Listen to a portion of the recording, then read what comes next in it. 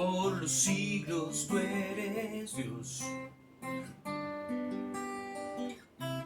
La creación te adora hoy. Cada tribu y nación cantarán en alta voz. Santo, santo, santo, eres tú.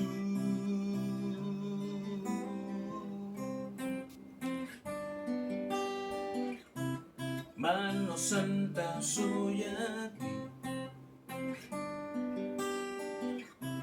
Levantamos con amor,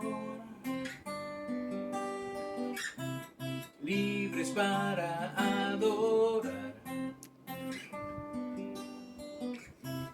Hoy venimos a cantar. Santo,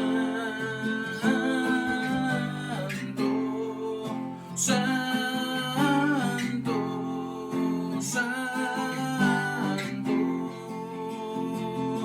eres tú.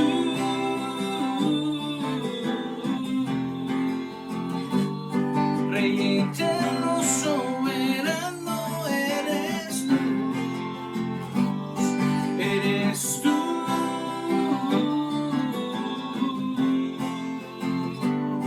Rey eterno, soberano, eres luz, eres tú.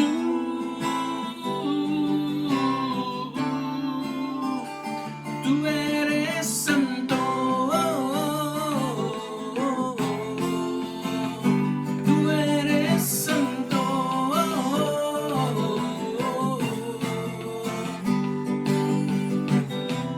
por los siglos tú eres Dios.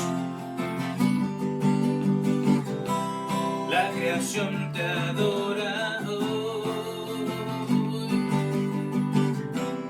Cada tribu y nación cantarán en alta voz. Santo, santo, santo, eres tú.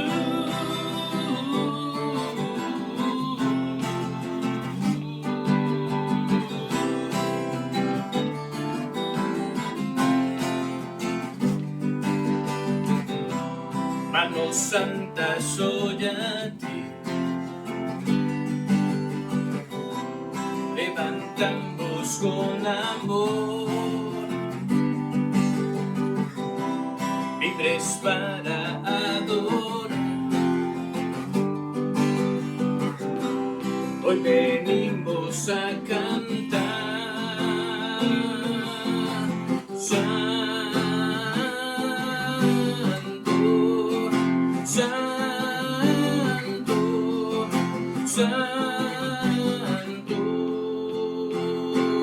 eres tú.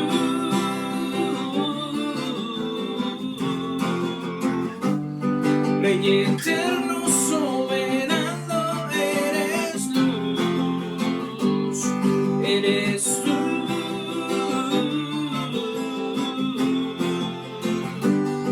Rey eterno, soberano, eres luz, eres tú.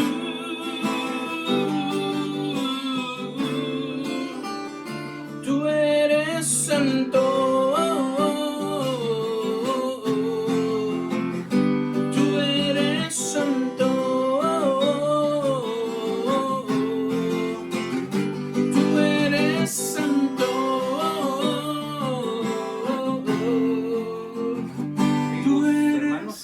Gracias a Dios, Él nos permite la vida una semana más y dedicamos un momento entre la semana para descansar, para meditar en su palabra, para ser agradecidos por lo que Él nos ha dado y poder expresar nuestras necesidades a Dios.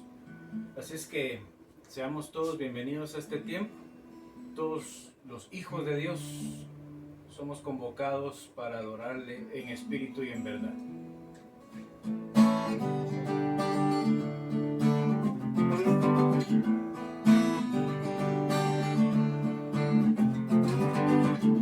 Somos hijos perdonados,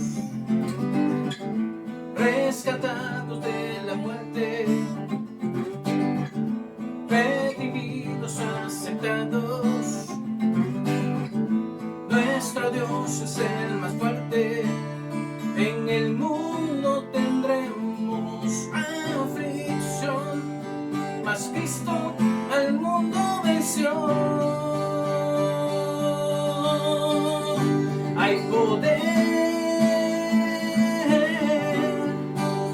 en su sangre divina, en la fuente de vida. Hay poder en su sangre gloriosa, en la cruz victoriosa. Hay poder.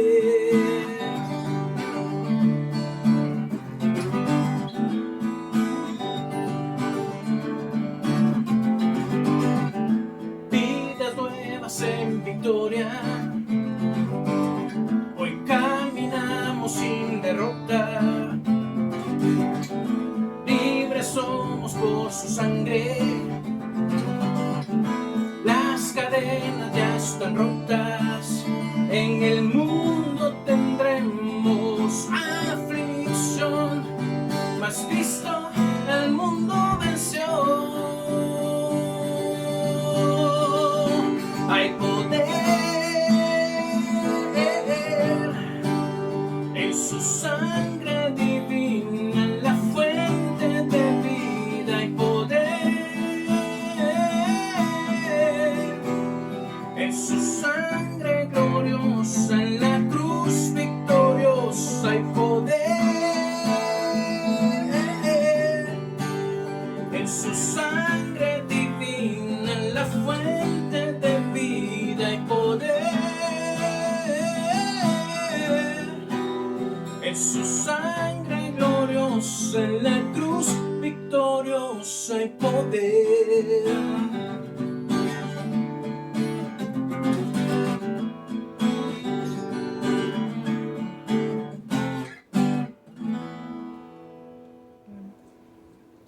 En la palabra de Dios encontramos en el Salmo 51 una oración para nosotros. Ten piedad de mí, oh Dios, conforme a tu misericordia. Conforme a la multitud de tus piedades, borra mis rebeliones. Lávame más y más de mi maldad y límpiame de mi pecado. Porque yo reconozco mis rebeliones y mi pecado está siempre delante de mí. Contra ti solo he pecado y he hecho lo malo delante de tus ojos, para que sea reconocido justo en tu palabra y tenido por puro en tu juicio. He aquí que en maldad he sido formado y en pecado me concibió mi madre. He aquí tú amas la verdad en lo íntimo y en lo secreto me has hecho comprender sabiduría. Purifícame con hisopo y seré limpio, lávame y seré más blanco que la nieve. Hazme oír gozo y alegría y se recrearán los huesos que has abatido. Esconde tu rostro de mis pecados y borra todas mis maldades. Crea en mí, oh Dios, un corazón limpio y renueva un espíritu recto dentro de mí. No eches de delante de ti y no quites de mí tu Santo Espíritu. Vuélveme el gozo de tu salvación y espíritu noble me sustente. Entonces enseñaré a los transgresores tus caminos y a los pecadores se convertirán a ti. Líbrame de homicidios, oh Dios, Dios de mi salvación. Cantará mi lengua tu justicia. Señor, abre mis labios y publicará mi boca tu alabanza. Porque no quieres sacrificio que yo lo daría. No quieres holocausto. Los sacrificios de Dios son el espíritu quebrantado. Al corazón contrito y humillado no despreciarás tú, oh Dios. Haz bien con tu benevolencia, Sión, edifica los muros de Jerusalén. Entonces te agradarán los sacrificios de justicia, el holocausto u ofrenda del todo quemada. Entonces ofrecerán becerros sobre tu altar. Padre Celestial, queremos levantar un altar de agradecimiento, de adoración, un altar de clamor ante ti, Señor. Queremos conmemorar y agradecerte por cuidar de nosotros y de nuestras familias, o por permitirnos pasar procesos difíciles, quizás enfermedad y cualquier otra necesidad que como humanos experimentamos. Aún así, Señor, en medio de las dificultades, levantamos un altar reconociéndote como Señor de señores, Rey de reyes, como el Dios omnipotente, el Dios omnipresente y el Dios omnisciente, que no está lejos de nosotros, que está con el quebrantado y contrito de espíritu, quien puede formar en nosotros un corazón limpio y renovar un espíritu recto. Tú eres ese Dios todopoderoso al que nosotros el día de hoy nos acercamos en el nombre de Jesucristo y por los méritos de Jesucristo en la cruz y en su resurrección, guiados por tu Santo Espíritu, para darte gracias, Señor, para pedir por nuestras necesidades, para reconocer nuestra necesidad de ti. Que como el profeta Elías pidió una señal en el altar y el fuego tuyo descendió para testimonio a tus hijos, así hoy, Señor, tú también puedas, oh Dios, mandar tu fuego purificador a nuestras vidas, a nuestras familias, a nuestros vecindarios, y a través de nosotros, Señor, ser esa palabra de poder que tú tienes para aquellos que nos rodean. Lo pedimos en el nombre de Jesús. Amén.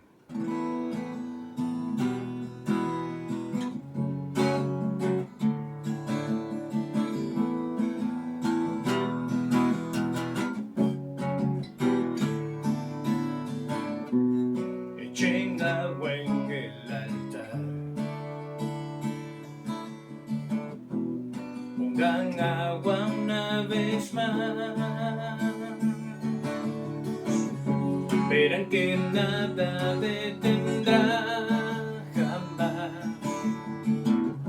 verán que nada impedirá el fuego que viene del cielo, fuego que Dios manda hoy, fuego que enciende naciones, fuego en nuestros corazones, fuego que viene del cielo, fuego que Dios manda hoy, fuego que enciende naciones, fuego en nuestros corazones.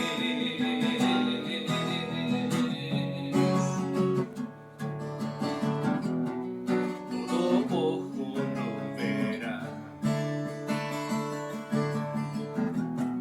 su palabra cumplirá,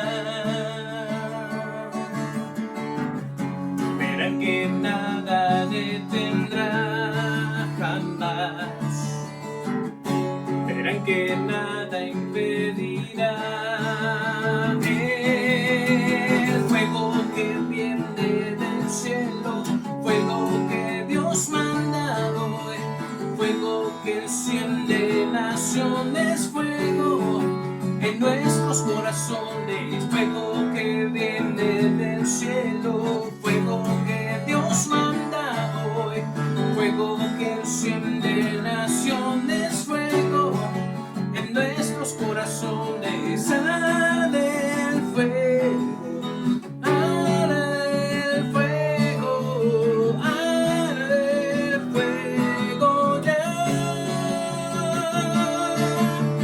Arde el fuego,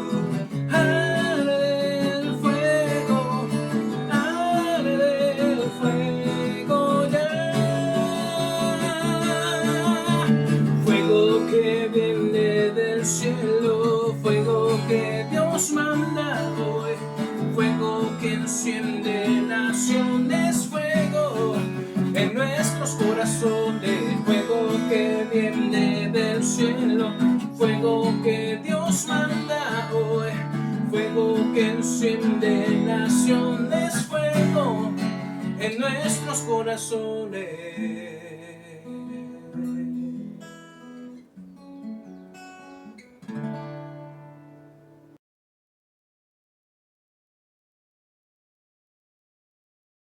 Amigos, hermanos que nos acompañan en esta semana para meditar en la palabra del Señor, sean todos bienvenidos. Gracias a Dios porque tenemos esta oportunidad de reunirnos, de estudiar la palabra de Dios y de encontrar en Él esa guía que necesitamos para nuestra vida.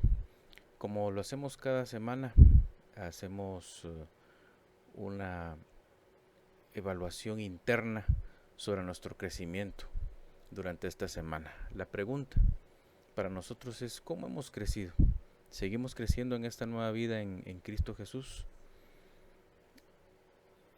Veamos este checklist que tenemos a continuación. Tuve devocionales constantes con el Señor durante esta semana. Pude mantener esa relación personal con Jesucristo como parte de la felicidad verdadera. La he podido experimentar en mi vida. Número 2, aprendí algo nuevo de Dios esta semana. Pude estudiar su palabra, pude percibirlo en las circunstancias. Lo percibí en el camino, en la calle, en casa, en el hogar, en mi forma de vivir.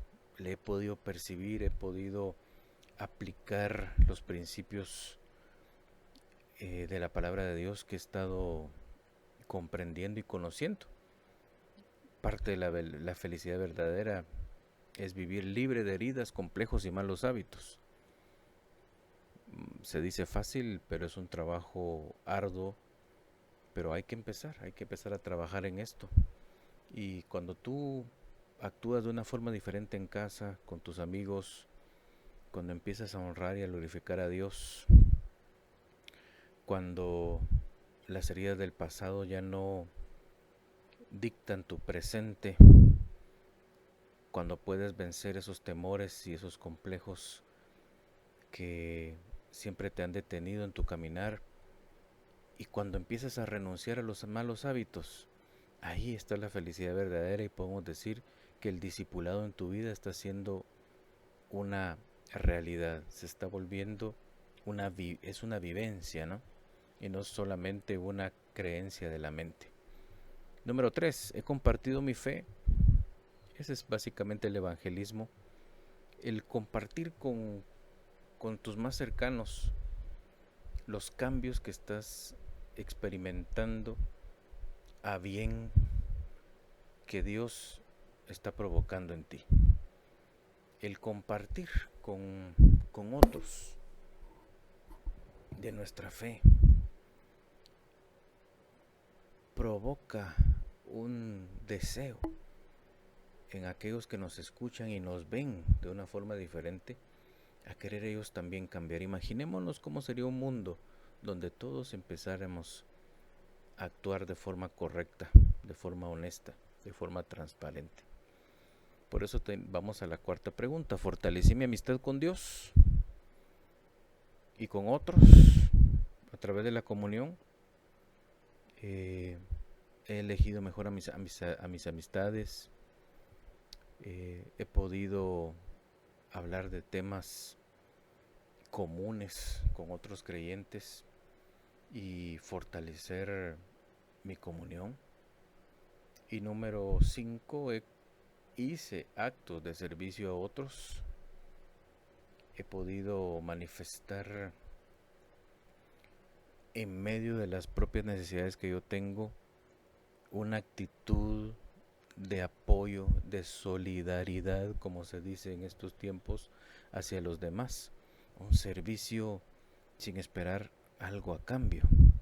Hay alguien que te ha pedido hacer algo, quizás en casa, quizás el dar vía en la calle, por ejemplo, algo tan sencillo como eso, es un acto de servicio, ¿verdad?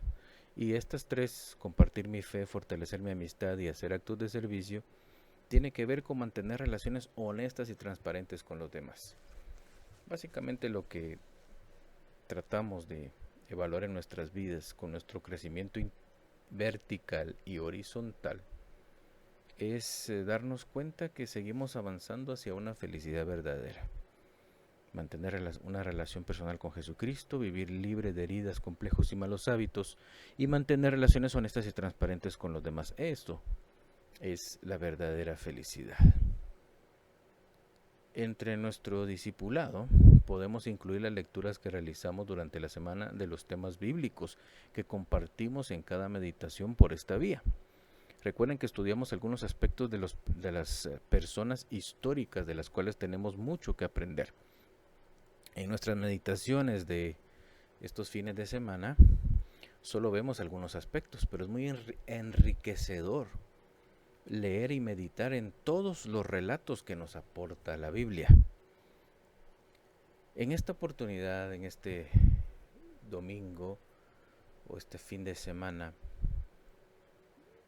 quisiera que meditáramos en uno de los profetas de Dios, quien desarrolló un ministerio muy importante en tiempos muy difíciles de distanciamiento de Dios, como los que posiblemente percibimos que estamos viviendo en este tiempo. Así que vamos a hablar sobre la fe radical de Elías y las 4 acciones en el altar de Dios. Dios desea que meditemos y nos autoevaluemos a la luz de las 4 acciones que Elías realizó en el altar de adoración, donde él mismo Dios envió su fuego como un testimonio de su respaldo a su siervo y como un llamado al arrepentimiento de su pueblo a una verdadera consagración. Así es que vamos a leer en la palabra de Dios en Primera de Reyes, el primer libro de Reyes, capítulo 18, versículos del 1 al 40. Y la palabra del Señor dice así: Entonces Acab, rey de Israel, convocó a todos los hijos de Israel y reunió a los profetas en el monte Carmelo. Y acercándose Elías a todo el pueblo dijo: ¿Hasta cuándo claudicaréis vosotros entre 2 pensamientos? Si Jehová es Dios, seguidle, y si es Baal, id en pos de él. Y el pueblo no respondió palabra.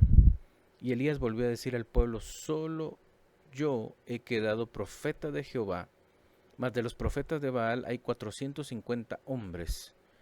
Dénsenos pues 2 bueyes, y escojan ellos uno, y córtenlo en pedazos, y pónganlo sobre la leña, pero no pongan fuego debajo. Y yo prepararé el otro buey, y lo pondré sobre la leña, y ningún fuego pondré debajo. Invocad luego vosotros el nombre de vuestros dioses, y yo invocaré el nombre de Jehová. Y el Dios que respondiere por medio de fuego, ese sea Dios. Y todo el pueblo respondió diciendo: bien dicho. Entonces Elías dijo a los profetas de Baal: escogeos un buey y preparadlo vosotros primero, porque sois los más, e invocad el nombre de vuestros dioses, mas no pongáis fuego debajo. Y ellos tomaron el buey que les fue dado y lo prepararon, e invocaron el nombre de Baal desde la mañana hasta el mediodía, diciendo: Baal, respóndenos. Pero no había voz ni quien respondiese. Entre tanto ellos andaban saltando cerca del altar que habían hecho. Y aconteció al mediodía que Elías se burlaba de ellos diciendo: gritad en voz alta, porque Dios es, quizás está meditando, tiene algún trabajo, va de camino, tal vez duerme y hay que despertarle. Y ellos clamaban a grandes voces y se sajaban con cuchillos y con lancetas, conforme a su costumbre, hasta chorrear la sangre sobre ellos. Pasó el mediodía y ellos siguieron gritando frenéticamente hasta la hora de ofrecerse sacrificio, pero no hubo ninguna voz, ni quien respondiese ni escuchase. Entonces dijo Elías a todo el pueblo: acercaos a mí. Y todo el pueblo se le acercó, y él arregló el altar de Jehová que estaba arruinado. Y tomando Elías 12 piedras conforme al número de las tribus de los hijos de Jacob, al cual había sido dada palabra de Jehová diciendo: Israel será tu nombre, edificó con las piedras un altar en el nombre de Jehová. Después hizo una zanja alrededor del altar en que cupieran 2 medidas de grano. Preparó luego la leña y cortó el buey en pedazos y lo puso sobre la leña. Y dijo: llenad 4 cántaros de agua y derramadla sobre el holocausto y sobre la leña. Y hacedlo otra vez, y otra vez lo hicieron. Dijo aún: hacedlo la tercera vez, y lo hicieron la tercera vez. De manera que el agua corría alrededor del altar y también se había llenado el agua de agua la zanja. Y cuando le llegó la hora de ofrecerse el holocausto, se acercó el profeta Elías y dijo: Jehová, Dios de Abraham, de Isaac y de Israel, sea hoy manifiesto que tú eres Dios en Israel, y que yo soy tu siervo, y que por mandato tuyo he hecho todas estas cosas. Respóndeme, Jehová, respóndeme, para que conozca este pueblo que tú, oh Jehová, eres Dios, y que tú vuelves a ti el corazón de ellos. Entonces cayó fuego de Jehová y consumió el holocausto, la leña, las piedras y el polvo. Aún lamió el agua que estaba en la zanja. Viéndolo todo el pueblo, se postraron y dijeron: Jehová es Dios, Jehová es el Dios. Entonces Elías les dijo: prended a los profetas de Baal para que no escape ninguno. Y ellos los prendieron y los llevó Elías al arroyo de Sison, y ahí los degolló. Padre bendito, gracias por tu palabra. Gracias por estos hombres y mujeres de fe. Aún seguimos avanzando, Señor, en nuestro caminar. Queremos, Señor, llegar a tener una fe tan radical que cualquier circunstancia que vivamos no limite nuestro crecimiento, sino al contrario, que cada circunstancia pueda provocar en nosotros un acercamiento más a ti, para que podamos dar fruto, y ese fruto pueda ser el motivo por el que nosotros vivamos una vida feliz, una vida satisfecha y de prosperidad, aún en medio de las circunstancias difíciles. Te pedimos, Padre, que nos ayudes a escuchar a tu Santo Espíritu, que tiene que decirnos a cada uno conforme a nuestra necesidad en este día, en el nombre de Jesús. Amén y amén. Con solo una primera lectura de este pasaje, nuestra mayor observación está en la fe poderosa del profeta y la respuesta certera de Dios. Sin duda alguna, este momento quedó registrado como un milagro poderoso. Para comprender este milagro en toda su plenitud hay que estudiar los 2 capítulos anteriores. Por favor, léanlo esta semana y encuentren el mensaje personal de Dios para ustedes, para cada uno de ustedes. Los 2 capítulos anteriores narran los acontecimientos de años atrás. Recordemos que la Biblia reporta acontecimientos importantes en la línea histórica. No significa que cada capítulo sea un día de la historia. Muchas veces en un capítulo se narran años en el tiempo. Pues bien, en estos capítulos se narra el desarrollo del reino del norte de Israel. Se narran algunos eventos importantes de varios reyes, entre guerras, intrigas, golpes de estado, asesinatos, etc. Se narra que un general llamado Omri, hablo de Primera Reyes capítulo 16, después de tramas políticas y posibles asesinatos, llegó al trono de Israel. Él fundó la ciudad de Samaria, que se convertiría en la capital del reino del norte. Lamentablemente, la historia declara en Primera de Reyes capítulo 16, versículo 25 y 26, y Omri hizo lo malo ante los ojos de Jehová, hizo peor que todos los que habían reinado antes de él, provocando a ira a Jehová, Dios de Israel, con sus ídolos. No existía un crecimiento vertical en aquellos gobernantes, tristemente, del pueblo de Israel. Por ende, su relación horizontal con el prójimo era mala. A su impiedad se le sumó el enredo en los ídolos de las falsas creencias sobre lo bueno y lo malo, de los vicios, de las perversiones y cuantas cosas más se agregaron con el tiempo. Tristemente, el hijo de este rey aprendió del ejemplo de su padre y, como suele suceder, no solo hizo lo que su padre había hecho, sino cosas peores. Primera de Reyes capítulo 16 versículos 30 al 31 dice: y reinó Acab, hijo de Omri, sobre Israel en Samaria 22 años. Y Acab, hijo de Omri, hizo lo malo ante los ojos de Jehová más que todos los que reinaron antes de él, porque le fue ligera cosa andar en los pecados de Jeroboam, hijo de Nabat, y tomó por mujer a Jezabel, hija de Ed-Baal, rey de los Sidonios, y fue y sirvió a Baal y lo adoró. Llegamos al rey Acab, a quien le pareció ligero el pecado de su papá adorando ídolos. Este deseaba más poder, más dinero, más placeres. Quería tocar el fondo de aquel pozo de perversión y maldad, por lo tanto se casó con una princesa sacerdotisa. Princesa para fortalecer su poder político y sacerdotisa para fortalecer una religión pagana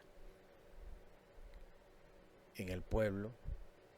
Tristemente, el pueblo que años atrás había sido liberado por el Dios verdadero. Tristemente, nuestro agradecimiento muchas veces se olvida y terminamos actuando de las formas menos pensadas que en algún momento nosotros tuvimos. El amor que sentimos hacia alguien puede esfumarse con el tiempo por las circunstancias, por las situaciones que se viven. Nadie en el altar está pensando en divorciarse. Con Dios, el pueblo de Israel tuvo un matrimonio cuando fue liberado allá en Egipto. Cuando eran esclavos, Dios los liberó. Dios los llevó por el desierto y les dio una tierra prometida.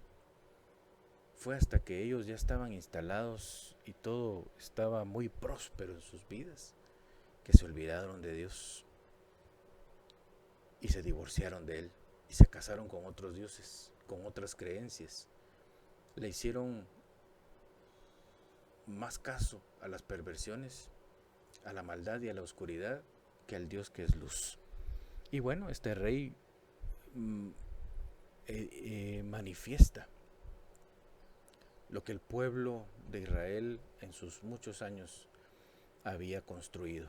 Sembraron la lejanía de Dios y están cosechando este tipo de gobernantes que están destruyendo al pueblo. El ambiente se corrompió en todos los estratos del pueblo.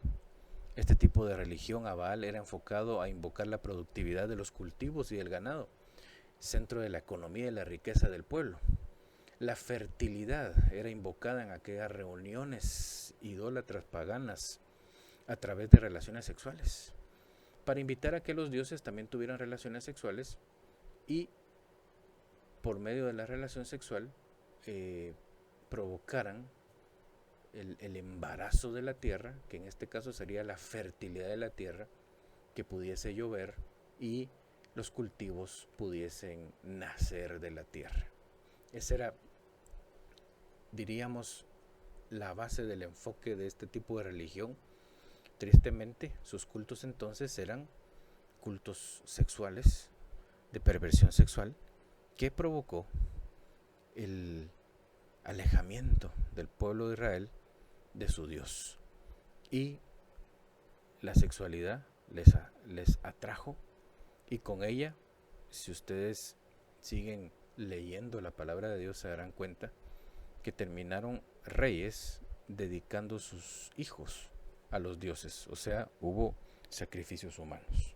Si esto terminaron haciendo los reyes, es porque mucho del pueblo ya había caído en este tipo de maldad.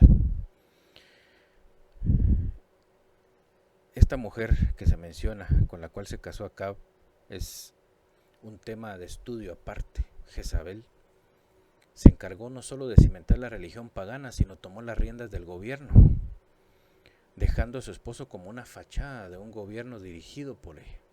Ella le declaró la guerra a cualquier dios diferente del que ella conocía, y los profetas del Dios verdadero fueron asesinados y perseguidos. Básicamente, como Elías lo testifica en la lectura que ya tuvimos, solo él quedaba, solo ese profeta que Dios había guardado. El 99% había sido destruido y solo quedaba un 1%. Imagínese usted, solo un 1% proclamando el verdadero Dios. El pueblo era inundado a través de un 99% de maldad. Si hubiesen tenido televisión o redes sociales o internet, la manera en que ellos se comunicaban, lo que escuchaban en los mercados, las pláticas que habían los ancianos cuando se sentaban a enseñar, todo era un énfasis en la adoración a Baal, en la adoración a la sexualidad, a la perversión, a la riqueza indebida, a los placeres, etcétera, etcétera. Era una inundación de información hacia la idolatría. Y ahí estaba Elías.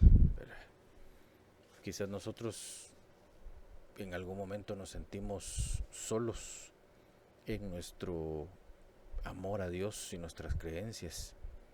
Pues aquí tenemos a un hombre solitario, básicamente, que estaba nadando contra corriente.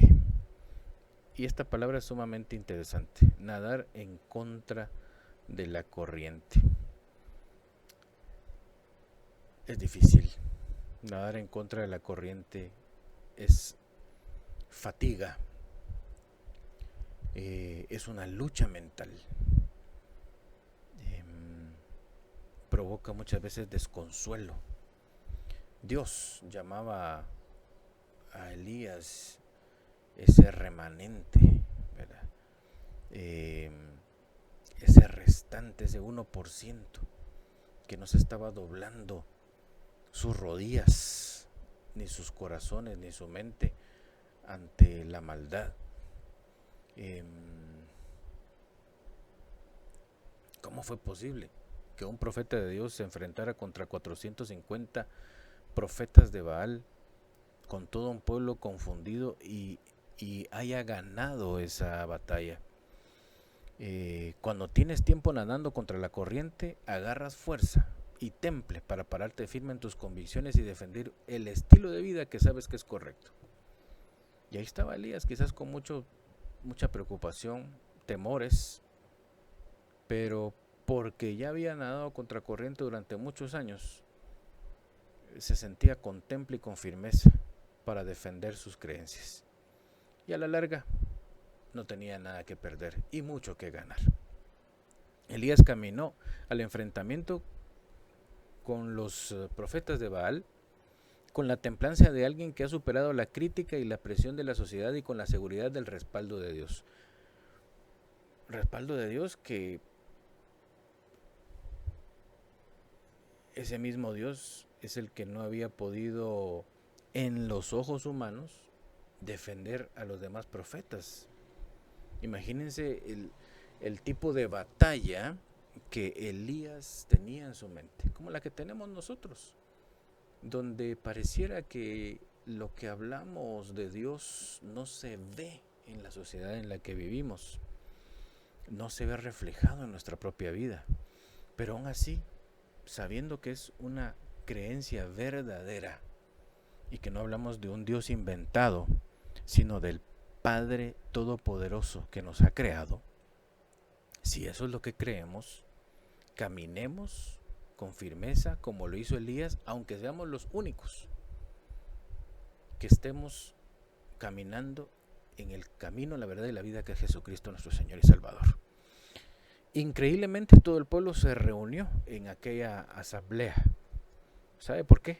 ¿Sabe por qué se reunió todo el pueblo? Porque había una sequía. Si usted lee el contexto se dará cuenta. El pueblo se acercó porque había crisis.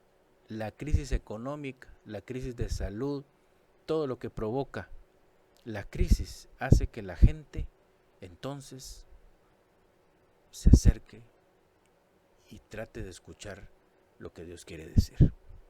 Cuando todo va bien, cuando estamos muy ocupados, cuando tenemos mucho trabajo, cuando tenemos muchas actividades, que nos vamos de viaje, que gastamos aquí, que gastamos allá, que tenemos que ir al centro comercial, etcétera, etcétera. Cuando la vida tiene prosperidad, tristemente dejamos que la misma prosperidad, que el mismo dinero nos dé la agenda. Y entonces tenemos reunión acá, tenemos reunión allá, esto y aquello, etcétera, y para Dios no hay tiempo. Pero en la crisis se acabó entonces las muchas actividades. En la crisis se volvió el dinero limitado. En la crisis se volvió la salud un problema. Y entonces ahí sí tenemos tiempo para Dios. Así pasó acá. La pregunta del profeta evidencia los corazones de muchos. Versículo 21 del capítulo 18 de Primera de Reyes. Y acercándose Elías a todo el pueblo le dijo: ¿hasta cuándo claudicaréis vosotros entre dos pensamientos? Si Jehová es Dios, seguidle, y si Baal, id en pos de él. Y el pueblo no respondió palabra. ¿Sí? Si usted no tiene que responder a esta pregunta, estamos bien, porque estamos a la expectativa. Así puede haber mucha gente. Claudicar entre dos pensamientos. La escritura original de esta pregunta significa sostenerse en dos apoyos distintos. En los términos religiosos a esta acción se le llamaba el sincretismo, que entre otras cosas es usar elementos de distintas creencias y relacionarlas entre sí hasta darles una apariencia de unidad, como tratar de unir el aceite con el agua, ¿no? El bien y el mal no pueden vivir juntos, como la luz y la oscuridad son contrarios. Sin embargo, muchos insisten, y lo vivimos en nuestro propio país y a nivel mundial, el sincretismo, esa combinación de creencias. Y a la cristiandad se le ha pintado de la manera que se ha deseado para que no sea tan ofensiva para los pecadores. Jesucristo le costaría caminar en este tiempo, como lo fue en el tiempo en el que vivió, porque las religiones, cualquiera que sea, las muy llamadas cristianas religiones, se oponen al verdadero mensaje del Señor Jesucristo. Han hecho un sincretismo, han hecho combinaciones de las propias creencias humanas y los gustos humanos, y los han hecho cazar, los han hecho como cuando uno arma un rompecabezas y obligadamente mete uno una pieza donde no cabe, donde no es. Así vive muchas religiones, metiendo a Dios en sus propios conceptos. Ningún siervo, dice Lucas 16:13, ningún siervo puede servir a dos señores, porque aborrecerá al uno y amará al otro, o estimará al uno y menospreciará al otro. Jesús le dijo en Lucas 9:62, ninguno que poniendo su mano en el arado mira hacia atrás es apto para el reino de Dios. O sea, lo que estamos hablando acá es de que esa combinación, ese claudicar en nuestra mente en dos pensamientos, o es Baal o es Dios. Pero no podemos tratar de unificar la cosa. No podemos ir el fin de semana a adorar a Dios y entre semana adorar el pecado. No es agradable a los ojos de Dios que nos vayamos el fin de semana o el domingo a golpear el pecho diciéndonos: soy pecador, perdóname Dios, y el lunes empezar a vivir nosotros nuestra propia vida. Recuerde usted que nuestro propio egoísmo y nuestro egocentrismo es un ídolo también. Y decimos que no tenemos que hacer ningún tipo de religión, pero vivimos gobernados por nosotros mismos. Ahí hay una religión también. El sincretismo de nuestros tiempos tiene que ver con el apoyo en el que nos basamos, en el que basamos nuestra tranquilidad y felicidad. Es la confianza que ponemos en algo, en alguien. Por un lado no dejamos a Dios, a veces por herencia, otras veces porque hemos sentido algo afín hacia Dios alguna vez, o quizás somos cristianos convencidos de nuestra fe, pero con dudas en el camino, y por eso nos aferramos a la ayuda de algo más. Cuando éramos niños, nuestra confianza al empezar a caminar estaba en la ayuda de los demás. Resulta que de adultos también necesitamos un mismo andamiaje de respaldo para realizar tareas sumamente peligrosas. Y cuando somos ancianos volvemos a necesitar un apoyo para caminar seguros. Nuestra vida es así, por más independientes que queramos ser. necesitamos unos de otros. El peligro está en poner nuestra confianza en algo o en alguien que no es más fuerte que nosotros. En los ejemplos anteriores se requería de apoyos suficientemente fuertes para sostenernos y así no tener pérdida. En el ámbito espiritual es imposible colocar la confianza en ídolos o demonios, porque simplemente no son de confianza y están comprometidos no a nuestro cuidado. En todo caso buscan aprovecharse de nosotros. Poner la confianza en el dinero o en las relaciones también es peligroso por cuanto se desaparecen de nuestro lado. Este peligro y fuente de pérdida y dolor era la preocupación principal de Dios. ¿Hasta cuándo claudicaréis vosotros entre dos pensamientos? Si Jehová es Dios, seguidle, y si Baal, id en pos de él. Y el pueblo no respondió palabra. Hazte preguntas válidas sobre quién es digno de tu reverencia y adoración. ¿De dónde viene la vida y la capacidad de nuestro cuerpo para ponerse en marcha un día más? ¿Es de Baal? ¿Es de nosotros mismos? ¿O es de Dios? Del gran yo soy. Dios le enseñó a Job el hacer este tipo de preguntas válidas. Considere usted Job 38 del 1 al 8. Dice: entonces respondió Jehová a Job desde un torbellino y le dijo: ¿quién es ese que oscurece el consejo con palabras sin sabiduría? Ahora ciñe como varón tus lomos, yo te preguntaré y tú me contestarás. ¿Dónde estabas tú cuando yo fundaba la tierra? Házmelo saber si tienes inteligencia. ¿Quién ordenó sus medidas, si lo sabes? ¿O quién extendió sobre ella el cordel? ¿Sobre qué están fundadas sus bases? ¿O quién puso su piedra angular? Cuando alababan todas las estrellas del alba y se regocijaban todos los hijos de Dios. ¿Quién encerró con puertas el mar cuando se derramaba saliéndose de su seno? Y usted puede seguir leyendo este capítulo precioso. Dios está preguntando a nuestros corazones, a nuestro interior y a toda esa idolatría que nosotros hemos creado como humanos durante toda la historia. ¿Dónde estaban ustedes entonces? Si tan dioses se creen, ¿qué es lo que han creado? Díganme, ¿qué es lo que han creado? Sinceramente, lo que el día de hoy el ser humano ha logrado es solamente descubrir lo que Dios ha creado. El hombre no crea nada, solo lo descubre, lo transforma. Y pues creo que el día de hoy se celebran años de la bomba atómica. Vea usted lo que nosotros descubrimos como seres humanos, ¿verdad? Para bien y para mal. Y mire usted, estamos al borde de guerras interminables como seres humanos. Nosotros tan bonitos, ¿verdad? Tan idólatras, tan perfectos como seres humanos. Usamos lo que hemos formado, lo que hemos descubierto de la naturaleza para el bien, pero también para destruirnos a nosotros mismos. Así que felicidades a la humanidad.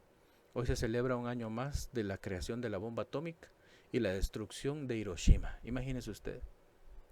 Qué tremendo, qué tremendo. El tipo de preguntas que Dios hacía solamente las puede hacer un fabricante. Solamente el fabricante puede responder a estas preguntas y estas inquietudes.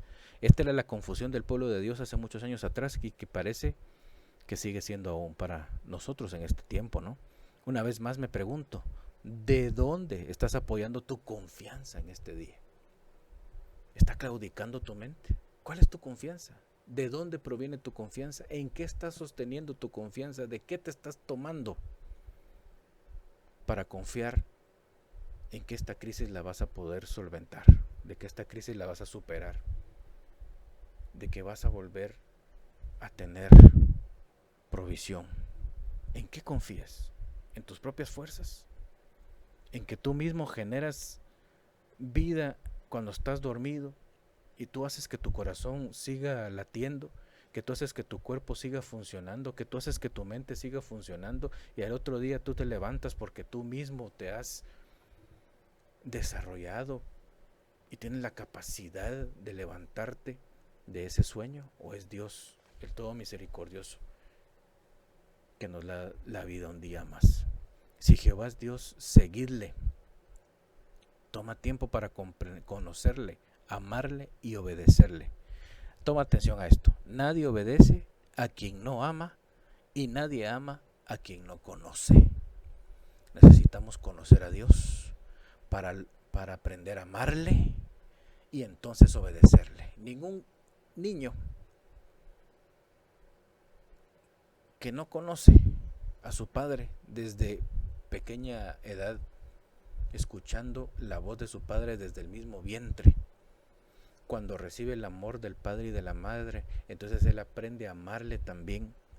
Ese niño que conoce a su padre y a su madre, que conoce y sabe que les aman y que él ama a sus padres y a su madre, ese niño le va a obedecer. Pero es imposible.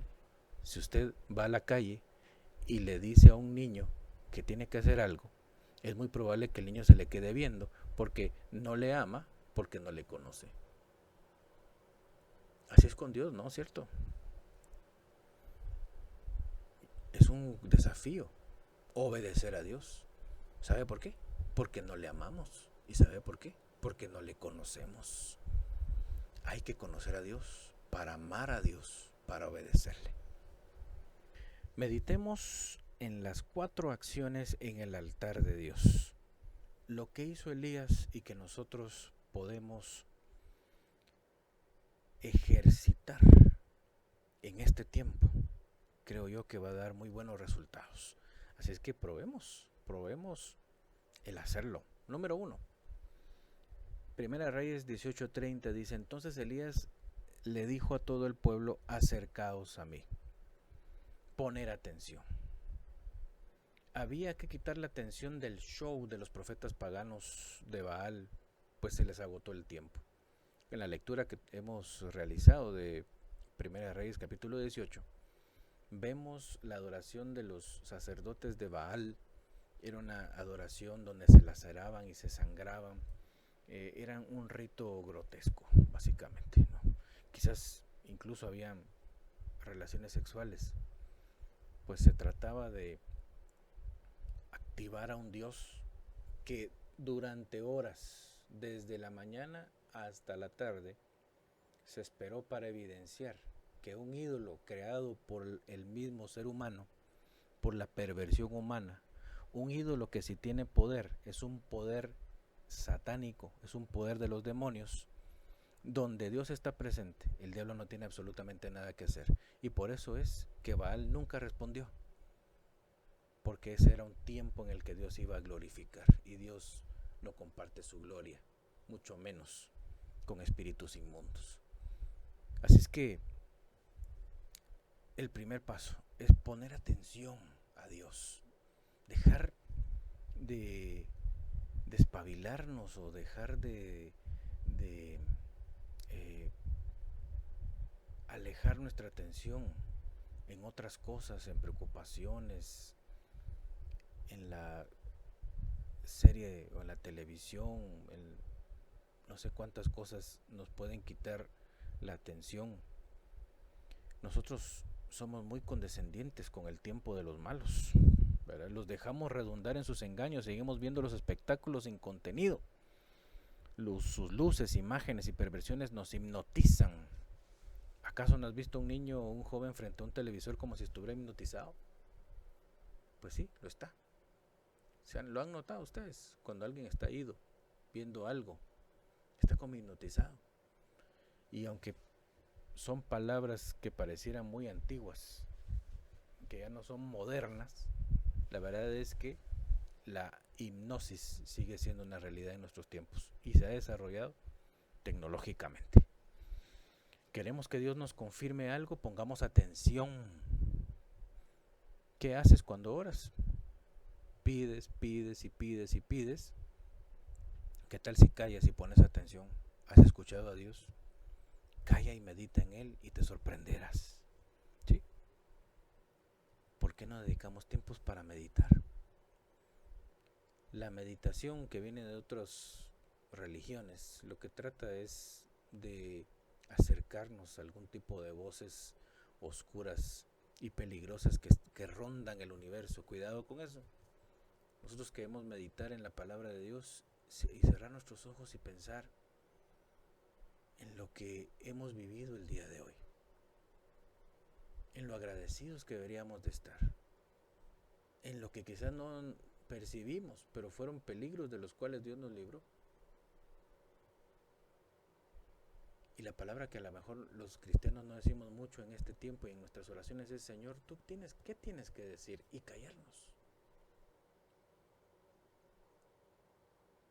Las primeras veces es posible que no escuches nada. Síguelo haciendo. Y es muy probable que empieces a escuchar. Simple y sencillamente es una tonalidad de voz que no estamos acostumbrados a escuchar. Pero si nos ejercitamos, lo haremos. Escucharemos la voz de Dios. ¿Te animas? Pon atención. Número 2. Restaura el altar. Primera de Reyes, capítulo 18, del 30 al 32, dice: y Elías arregló el altar de Jehová que estaba arruinado. Tomó Elías 12 piedras conforme al número de las tribus de los hijos de Jacob, el cual había sido dada palabra de Jehová diciendo: Israel será tu nombre, y edificó con las piedras un altar en el nombre de Jehová. Debemos reparar nuestro altar, ya que la adoración en este tiempo es en espíritu y en verdad, como dice Juan capítulo 4. El altar personal es nuestro interior, y el altar familiar es el tiempo y el lugar más eficiente para reunirnos con la familia. Hay distintos altares, ¿no? El altar personal, mi propio interior, mi corazón, mi mente. Y cuando nos reunimos en familia es ese tiempo especial donde apagamos televisores, donde apagamos tablets, donde apagamos teléfonos y nos dedicamos como familia a adorar a Dios. Esos tiempos en familia pueden servir para limar asperezas también, teniendo a Dios como árbitro y referee. Que la palabra de Dios sea la que dirija nuestras decisiones como familia. Qué precioso, qué importante que como familias nos reunamos para adorar al Señor. Ahí podemos nosotros mejorar nuestras relaciones familiares. ¿Y qué tal de esa relación que yo necesito tener con Dios? Así como Elías levantó una piedra en conmemoración por cada uno de los hijos de Jacob, las tribus de Israel, así deberíamos de hacer esa misma conmemoración de nuestra familia. Que ningún hijo o que ningún miembro de la familia se quede por fuera. El mencionar los nombres de nuestra familia y levantarlos ante el Señor puede darle identidad a aquel miembro de la familia que ha estado se ha sentido un poco lejano, un poco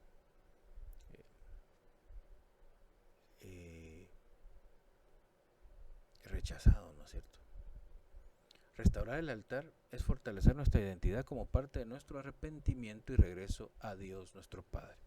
Eso es restaurar el altar, es entender y demostrarle a Dios y a los que nos rodean que es importante el tiempo de adoración y de búsqueda del Señor. Restaurar el altar es dedicar el mejor tiempo de nuestro día para adorar a Dios.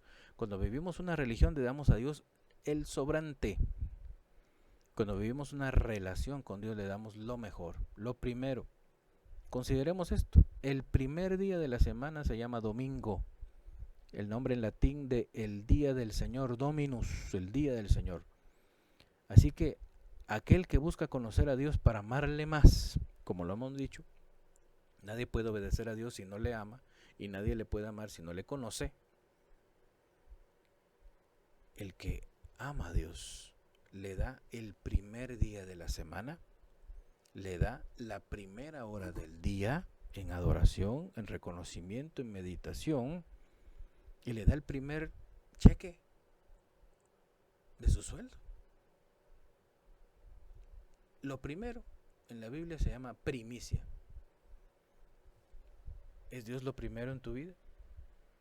¿Lo estás demostrando en lo que tú tienes? Restaura el altar de Dios. Número 3. Invita a Dios para que se glorifique. Primera Reyes 18, 36 al 37. Cuando llegó la hora de ofrecer el holocausto, se acercó el profeta Elías y dijo: Jehová, Dios de Abraham, de Isaac y de Israel, sea hoy manifiesto que tú eres Dios en Israel y que yo soy tu siervo y que por mandato tuyo he hecho todas estas cosas. Respóndeme, Jehová, respóndeme, para que conozca este pueblo que tú, oh Jehová, eres Dios y que tú vuelves a ti el corazón de ellos. En este siglo de redes sociales, el énfasis es la gloria personal. Cuántos followers tienes, cuántos likes. Hasta las religiones están diseñadas para justificar la idolatría a las personas y a las cosas, pero no a Dios. Pareciera que no es necesario pedirle a Dios que obre en nuestro planeta, pero lamentablemente está tan contaminado el mundo que Dios está esperando que se le invite a participar en las vidas, aún de los que se dicen ser cristianos. Pensémoslo desde la perspectiva de un padre de familia. El padre de familia tiene el derecho de sentarse a pedir su almuerzo, o su cena, o su desayuno. Pero la actitud del padre es diferente cuando aquellos que le tienen que preparar la cena, el almuerzo, el desayuno, le invitan a sentarse a la mesa. Y es más diferente la actitud del padre de familia cuando le invitan de una manera amorosa. ¿Sí o no? Piénselo. Quizás usted no es padre de familia, tal vez tú eres hijo. Piensa en que las actitudes en las que nosotros actuamos, invitando a alguien a participar en algo, nos hace sentir mejor. Cuando te regañan y te dicen que hagas tal cosa, gritándote, no lo haces con felicidad. Pero si te hablan bonito, te hacen sentir estimado, te hacen sentir amado, te dan tu tiempo y te lo piden de buena manera, lo haces de una forma diferente. ¿Qué es lo que estoy diciendo? Dios, como soberano, tiene el derecho de meterse en la humanidad, de meterse en su propiedad. Pero cuando nosotros le invitamos a Dios, aunque Él ya sabe, pero nosotros le invitamos y le hablamos de una manera amorosa, y le decimos: Señor, venite aquí a mi familia en este momento porque hay espíritus de maldad que están tratando de destruirnos. Señor, necesito que desciendas con tu Santo Espíritu en este momento para darme la protección. Tú ya sabes, Señor, que estoy en peligro, pero te estoy invitando a que vengas. El Señor actúa, y actúa con beneplácito. El Padre se siente amado cuando sus hijos le invitan. Al final Dios se va a glorificar, pero disfruta de la compañía de aquellos que le invitan a glorificarse en sus vidas y en sus familias, en sus comunidades, en sus vecindarios. Note una cosa importante: ¿qué pidió Elías? No pidió agua, que era el gran problema que atravesaba el pueblo y por el cual llegaron. Había una sequía terrible. Dios había detenido el agua. Dios había provocado una crisis porque el pueblo estaba desenfrenado, destruyéndose a sí mismo en perversiones, en maldades, etcétera, asesinatos, de todo. Sequía por años. Y Elías, en este momento trascendental en el pueblo de Israel y para él como profeta, no pidió agua, que era el problema. No pidió soluciones a la crisis. No pidió nuevos trabajos, nuevos contactos. Pidió: Señor, glorifícate en tu pueblo y que tu pueblo deje de confiar en los dioses, en los ídolos, en los demonios. Cuando Dios se glorifica es el punto de partida para una oportunidad nueva, para avanzar en el camino de conocerle, para amarle y obedecerle. Y entonces vendrán más y más milagros a nuestra vida. Si usted sigue leyendo esa porción bíblica, en 1 Reyes capítulo 19 se narra que entonces Elías oró por lluvia y empezó a llover. Pero ¿por qué vino la solución? Porque el pueblo se arrepintió de su mal proceder, restauró el altar de sus propias vidas, eliminó el mal y caminó en fidelidad con el Señor. Pídale a Dios que glorifique en su vida, que se glorifique en su vida. No se limite con pedir el fruto, porque es probable que Dios pueda darle más fruto del que usted piensa que puede tener. ¿Sí? Dios sabe que usted necesita salud, que usted necesita dinero, que usted necesita soluciones, que necesita trabajo, que necesita negocios. Sí, Dios lo sabe. Pero Dios está pidiendo, o está esperando, perdón, que usted le invite a glorificarse en su vida. Que usted empiece a conocerle, a amarlo y a obedecerle. Y entonces el fruto va a venir, mis amados. Un crecimiento vertical va a producir un crecimiento horizontal y el fruto vendrá. Y todo lo que hace prosperará, es la promesa. Número 4. Elimina el mal que te acecha. No nos quedamos con la bendición y el pueblo se quedó con la impresión de un fuego de Dios descendiendo y purificando el altar por completo. Primera de Reyes 18:40. Entonces Elías les dijo: prended a los profetas de Baal para que no escape ninguno. Y ellos los prendieron y los llevó Elías al arroyo de Sison y ahí los degolló. Así es la rehabilitación. Tienes que deshacerte de todas las influencias contrarias a Dios. Hable usted con alguien que está rehabilitándose en algo, en algún vicio, en alguna adicción. Definitivamente no puede irse a meter otra vez a esos lugares y creerse muy fuerte y muy superpoderoso para no ser influenciado por el mal. Simplemente se aleja de esos lugares de perdición. Recuérdate que el pueblo de Dios estaba confundido. Esta confusión inició con alejarse de Dios, pero fue alimentada la confusión inicial con los engaños de las falsas creencias y las perversiones. Gracias a Dios que en nuestro caso no se trata de hacerle daño a ninguna persona. Cuidado. Efesios 6:12 dice que no tenemos lucha contra sangre y carne, sino contra principados, contra potestades, contra los gobernadores de las tinieblas de este siglo, contra huestes espirituales de maldad en las regiones celestes. Nuestro verdadero enemigo está en el alma, en la mente, en las emociones y en la voluntad. Es un pensar, que es un decir, que es un hacer. Me convence un pensamiento insistente en mi mente que se convierte en un valor que yo lo confieso al hablarlo constantemente hasta que mis propias acciones se dirigen a practicar aquello que yo he empezado a creer en mi mente. Si yo permito que mi mente acepte la idea de consumir drogas, que es algo normal que todos lo hacen, empiezo a expresarlo directo o indirectamente en mis conversaciones y termino usando mi cuerpo hacia el consumo de las drogas. En la psicología se ha estado investigando este patrón de mente, palabra y conducta en los jóvenes homicidas, suicidas en las escuelas de los Estados Unidos, por ejemplo, donde se está asesorando a los educadores a distinguir a los posibles asesinos en su forma de actuar, su forma de pensar, lo que están leyendo en las redes sociales, en sus computadoras, esos jóvenes solitarios, en las conversaciones que tienen con algunos otros compañeros, lo que hablan sobre armas, sobre videojuegos violentos, etcétera, que están muy retraídos. Ese tipo de persona está manifestando que puede ser muy probable que sus acciones se vuelvan violentas con sus compañeros. Es un pensar, que es un decir, que es un hacer. No podemos convivir con el mal y creer que no nos va a manipular para volver a caer. ¿Quién de nosotros podría dormir tranquilo sabiendo que en la misma casa donde dormimos duerme un asesino? ¿Le dejarías la llave de tu carro a un ladrón?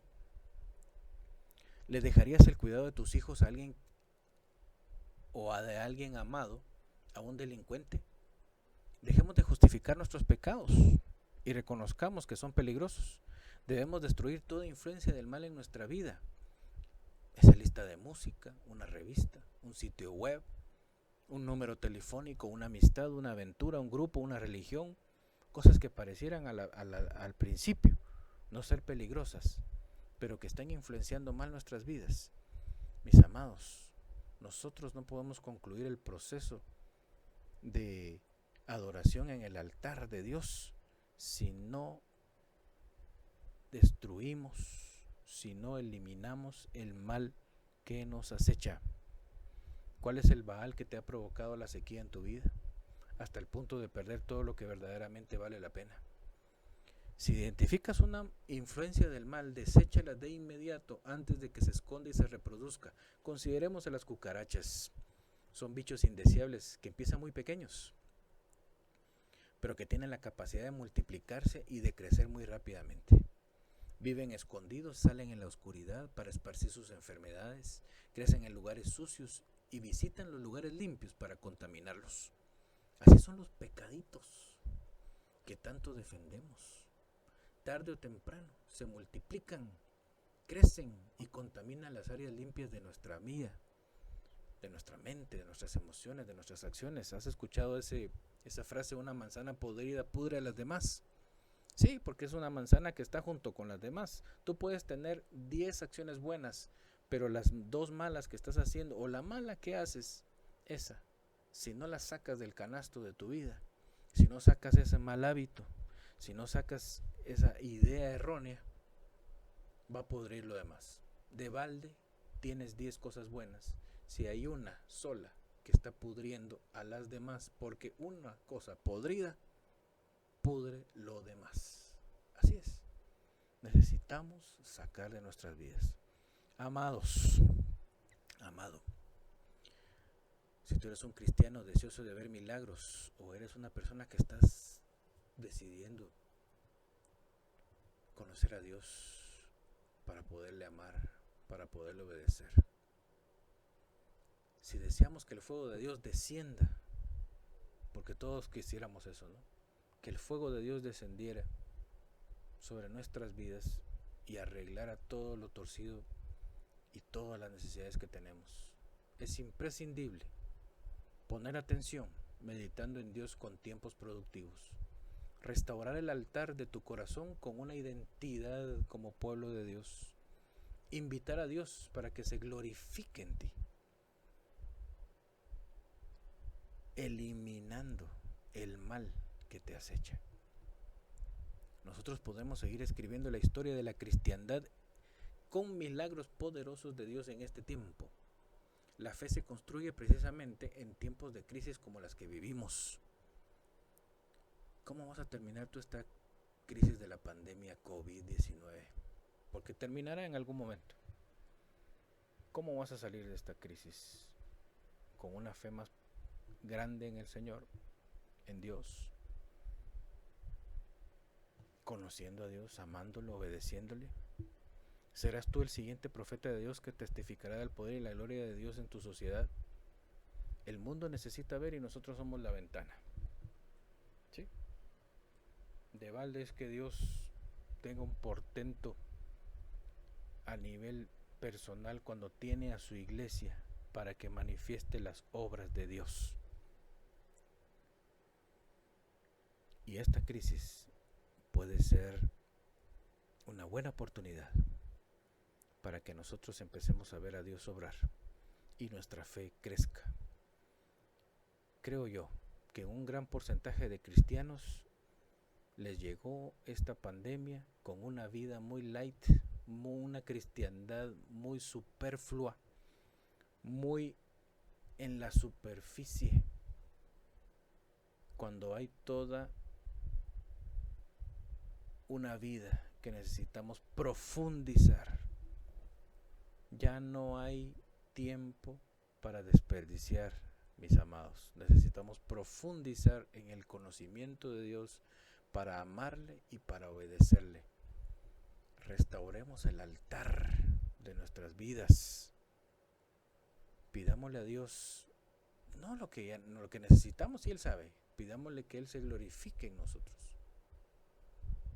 Desechemos el mal, destruyamos el mal que en nuestras vidas hay. Y la promesa de Dios es que veremos fruto abundante en nuestras vidas. Y si tú ya has experimentado esto, compártelo para que nos anime a todos aquellos que estamos en la lucha del día a día. Vamos a orar y yo te pido que ahora cierres tus ojos y que medites en el Señor. Medita en el altar de tu vida. ¿Cómo está el altar? El altar que Elías encontró fue un altar destruido, un altar olvidado. Ya nadie se acercaba a adorar a Dios ahí. Las piedras estaban caídas, El viento y la sociedad había hecho su parte, y Elías dedicó el tiempo necesario poniendo atención para restaurar el altar. Y entonces invitó a Dios a glorificarse. Dios va a arreglar nuestras vidas, pero necesitamos nosotros reparar ese altar. Y tienes la oportunidad esta semana de escuchar a Dios para que Él te guíe en cómo reparar tu vida, el altar de tu vida, para que Dios se glorifique. Y sin duda alguna, cosas poderosas sucederán. Padre nuestro que estás en los cielos, yo te pido, Señor, una bendición de lo alto para todos aquellos que en esta semana decidimos restaurar el altar de nuestra vida. Necesitamos, Señor, tu gloria. Hemos probado con nuestra propia gloria, con nuestras fuerzas, con nuestras habilidades, y hemos topado. Pero tu gloria, Señor, es ilimitada. Y por eso, Señor, hoy nos acercamos a ti.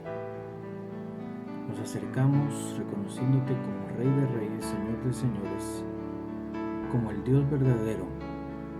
Lo que hemos adorado son solamente engaños. A lo que le hemos dado prioridad realmente no ha satisfecho nuestras vidas. Tú eres la fuente de la vida. Tú, Señor, eres la fuente de la felicidad.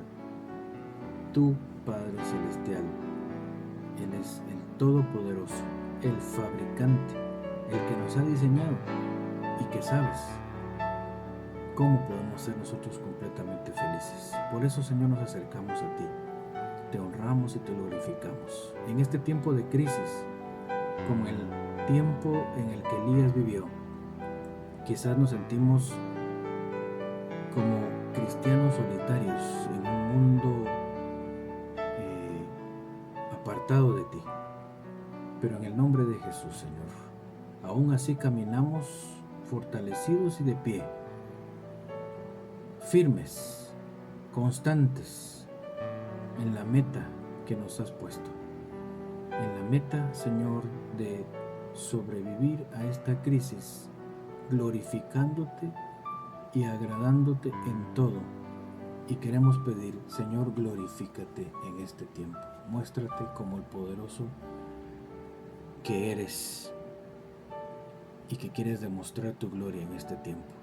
Gracias, Padre Celestial, por esa realidad de tu respaldo para nuestras vidas. En el nombre de Jesús.